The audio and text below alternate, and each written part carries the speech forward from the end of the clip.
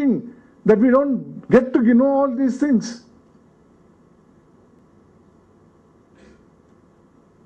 But the question is, who's going to bell the cat?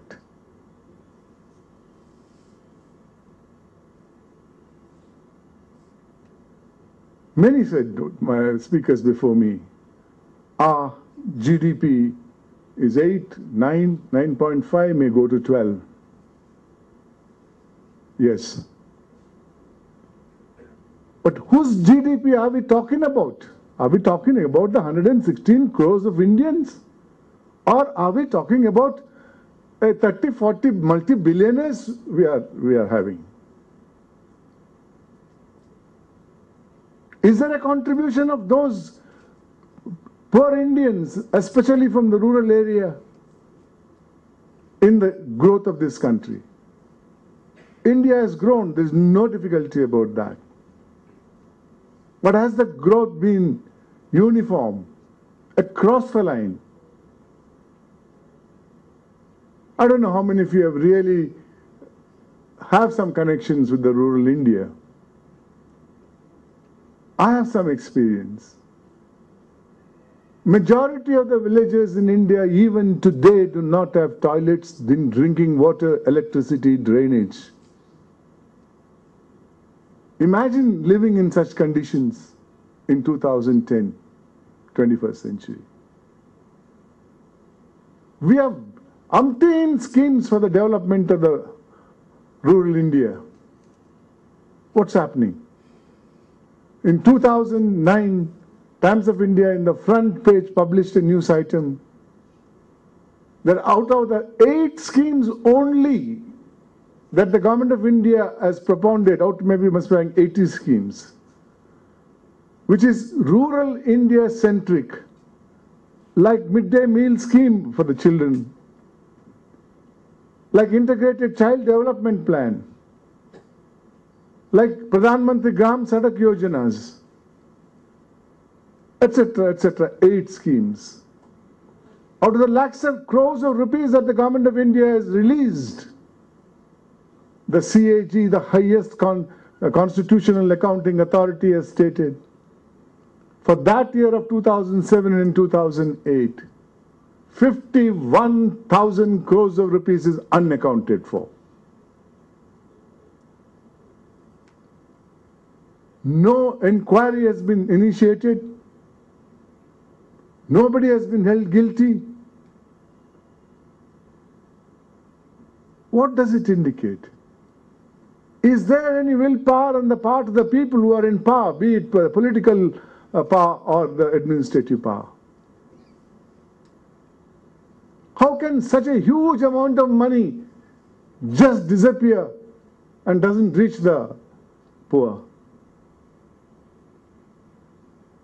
In 1986, then the Prime Minister of this country, late Rajiv Gandhi, said, out of every rupee that the government of India gives for the development of the poor, only 15 paise reaches the poor. We are in 2010. The public perception about corruption must be there in your mind also. Will out of 10 rupees that they give, will 10 paise go today? I have seen some of it at least in the state of Karnataka. Recently, the CAG reported about the BBMP in the last 3-4 years about the road repair. 4,000 crores of rupees have been spent, and according to the CAG, people like me get an opportunity, I talk my heart out. And leaders of the political party says the Lokayukta of Karnataka is like an opposition leader. Yes, he's 100% right. I am an opposition leader to every government that is in power, irrespective of political party. My brief is to oversee good governance, including prevention of corruption, arbitrariness, and nepotism in administration. I have to point out to the people of Karnataka what exactly is happening with the rulers. Yes, I am, but not in the context in which it was stated by that particular person. Please, my dear students, how do we go about it? Do you think you can find a future with the best of qualification in a background in which the social life is going on, the political life is going on, the administrative life is going on in this country? Who will bell the cat? My generation, my couple of generations later than mine, have let this country down. Till about 1970, that's about 2 decades after the independence, after democracy coming into this country, things were much better because most of the people who represented us in the parliament or in the assembly were people who had fought for independence. The younger generation of those group. They had sacrificed, they knew what independence meant. Others don't know the value of it.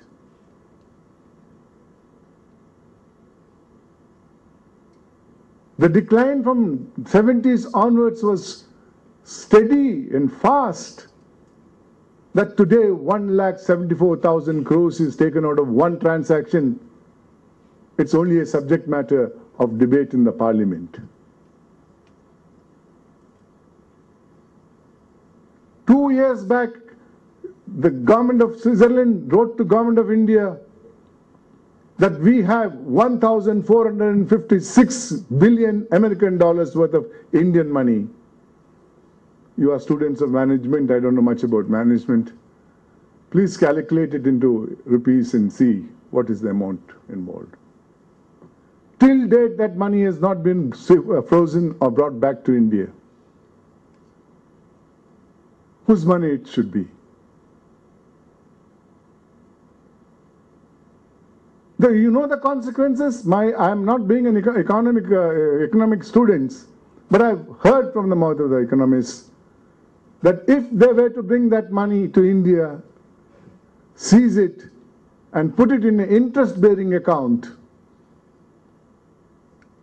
from that interest, every year's annual budget of the government of India can be totally tax-free.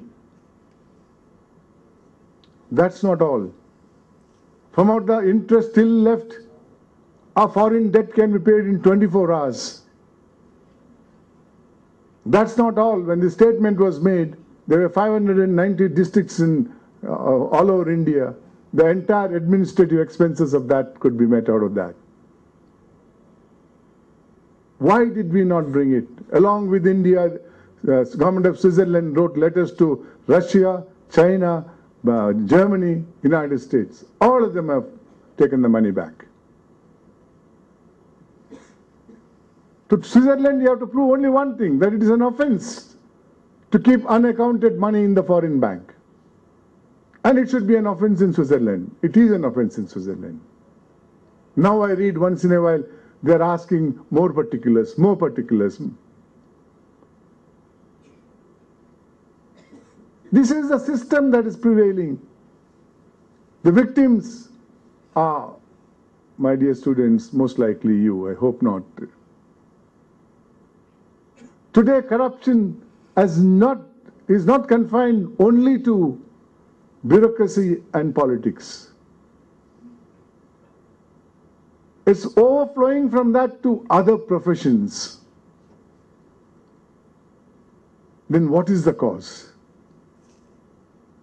The cause, according to me, is the failure of the society to really come forward to fight this malice when it could have been fought to control it. Society today has accepted corruption, maladministration as something which is common. Nothing wrong with it. We have to live with it. No. No, my dear students, no, not necessary. If you build a value-based society, when you can enter into it, and when you are the ones who control the society's thinking, then certainly there will be a drastic change. For that, all that is required is only one thing in your mind. that one thing you should honestly understand and follow. That is, what is the true meaning of the word contentment, satisfaction, or what we call in vernacular as trapti. Acquiring wealth in any illegal means is not trapti or satisfaction, contentment. It is only that temporary satisfaction of that day. Because when that money comes, that day you are a little happy. Next day, that disease which I call as a disease, greed over need disease, will reappear. You want more money. But that which you acquire legitimately is permanent. This certainly doesn't mean that today your parents are paying for your education, they get 3 meals, therefore you keep quiet, it's all right, I'm satisfied. Honestly, like Justice Hegde said, Trapti, this is a Trapti that I have. No. Ambition is a part of human beings' character. You must have ambition. You must grow. You must become rich. There's nothing wrong by becoming rich. Wealth acquired in a legitimate manner is no product of sin. But acquire the wealth legitimately. Enjoy the wealth legitimately. That is what the true satisfaction is. You'll get good night's sleep. You won't think of income tax people raiding you. If you are in government service, you won't think of Lokayukta police coming and raiding you, or the CBI coming in. You'll get good night's sleep. Please don't think that I am a 70-year-old man standing here and preaching you without practicing. I have also had my good days. I also earned a lot of money. But I had a different reason. I wanted to go around the world with my wife. But stayed in best of hotels, traveled first class all over the world. I spent my money, I have no regrets with that. But I can adjust myself. When I was offered the Supreme Court judgeship, I accepted it in the end, which post fetched me 10 times less money than remuneration than what I got as a practicing lawyer. With 10 times more work than I did as a senior advocate in the Supreme Court. Because all the work was done by the advocates on record. We only stood up and projected our personality. But I have no regrets. I brought about a change in my lifestyle. No more executive class, no more first class, no more 5-star hotels. Come down to earth. You believe it or not, I've been an Advocate General of this state from 84 to 88. I have not applied for a single BDA site. Today we are talking about G category sites, this, that, and other things. Never even applied. Not for a judge's colony site. Not for a lawyer's colony site. Why? Not because I have a bungalow. Not because I have enough land. No. I don't have an inch of land, be agriculture or non-agriculture. I don't have a single house. I have one apartment with which I am fully satisfied. I put all my assets and liabilities in the website of the Karnataka Lokayukta the day I came in 2006 August. I am saying it to prove it to you that I am satisfied and I am practicing what I'm trying to preach today. I also could have refused this job. Today, Supreme Court judges are charging 1.5 to 2 lakhs a day for arbitration. Legitimate money. Nothing wrong with that. Every retired Supreme Court judge is a busy personality today.